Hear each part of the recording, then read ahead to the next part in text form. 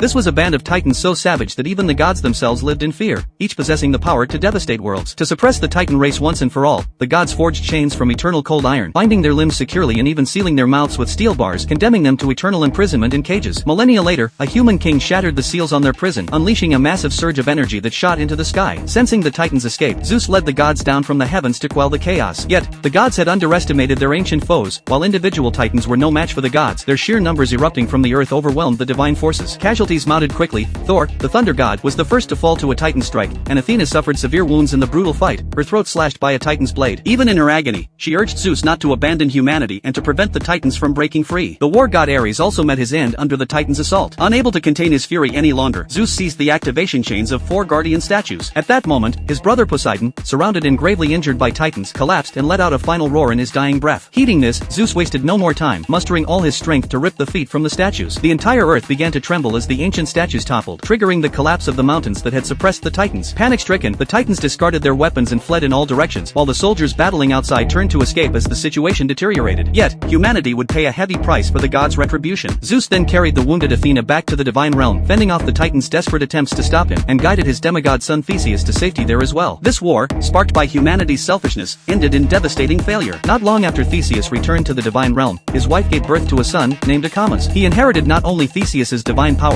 but also his mother's ability to foresee the future. Soon after, a mysterious old man appeared before him, evoking an inexplicable sense of familiarity. The old man foretold that, in the near future, Acamas would lead the gods against evil.